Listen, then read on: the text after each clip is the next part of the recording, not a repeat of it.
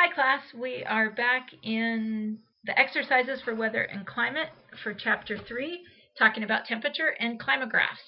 And I just wanted to show you some of the cool things in this exercise animation to help you kind of think more about temperature controls on climate and how we can visualize that with these graphs called climographs.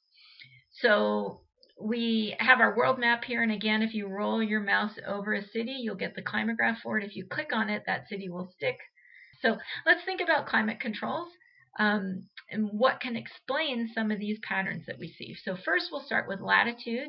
So we've got a string of cities in the northern hemisphere, the first being one up in Canada at 51 degrees north. We have high annual temperature range from minus 20 degrees Celsius up to 15 degrees Celsius. So a 35 degrees Celsius annual temperature range. And then if we move down to Toronto, Canada, which is at about 44 degrees north, you can see our temperatures move up. So what we would expect as we move south, we're in the northern hemisphere, that our temperatures would increase. And now we're in Atlanta, summertime temperatures up to 25. Winter temperatures now above freezing. Havana, Cuba, all the way up where the whole year is above 20. And then Panama City, now we're even warmer. So we can see a clear trend with latitude. As we move south, the temperatures go up, which is exactly what we would expect after learning about heat energy in the last chapter. Now, another really important temperature control is the proximity of a location to a large body of water. Water has the ability to absorb a great deal of heat energy and so acts as a moderating force with relationship to temperature. So if we look at Reykjavik, Iceland, and Yakutsk, Russia, which are both at about 62, 64 degrees north, what we see is that we have really different temperature patterns between these two locations. Reykjavik is in Iceland, which is an island in the northern Atlantic Ocean. You can see the annual temperature range is really only about 10 degrees Celsius, whereas Yakutsk, Russia, is in the middle of the continent, so it's on land, it's not surrounded by water, and the annual temperature range goes from about minus 45 to 20, so that's a 65 degrees Celsius annual temperature range.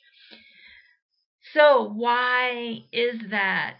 Excellent question. Because land is going to heat and cool a lot faster and a lot more intensely than water. Water can absorb a lot more heat energy. Ocean currents move that heat energy away. What we see is a much larger seasonal temperature range in landlocked areas than in maritime environments like in Reykjavik.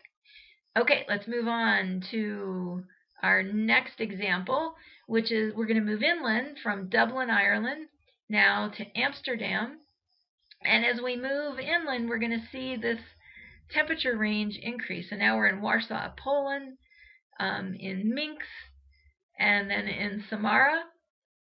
And as we move inland into the continent, you can see that temperature range change. So that increase in temperature variability as we move away from the moderating force of the large ocean. Next, we'll move to geographic position. Now we've got San Francisco and California on the coast, adjacent to the Pacific Ocean, a big body of water moderating temperature. St. Louis, continental climate in the middle of the North American continent, and Norfolk, Virginia, which again is adjacent to a very large body of water, the Atlantic Ocean. But wow, we don't quite have the pattern that we'd see. So look at the variability in Norfolk, Virginia. What do you suppose is going on here? San Francisco has what we call a maritime climate. The Pacific Ocean has moderated the change in temperature so that there's not much variability. We move inland to San Francisco, and we see really high variability, which is what we'd expect. But what happens by the time we get to Norfolk is that because of the wind patterns across the North American continent, Norfolk actually has a climate that is not as much moderated by the Atlantic Ocean because our atmospheric circulation patterns are moving air from west to east across the North American continent. So geographic position plays a really important role. If we look at mountains, now we're in Colorado, which we have a big elevation range in Colorado, a lot of relief, topographic relief. So we look at Evergreen, which has an elevation about 2,200 meters, Denver about 1,600 meters, and Evergreen's in yellow, Denver is in orange, and not surprisingly, Evergreen is cooler than Denver. As we go up in elevation, our temperature decreases. So this is our annual temperature looking from January through December, and we see Evergreen is cooler. If we look at daily temperature patterns, again, Evergreen is cooler.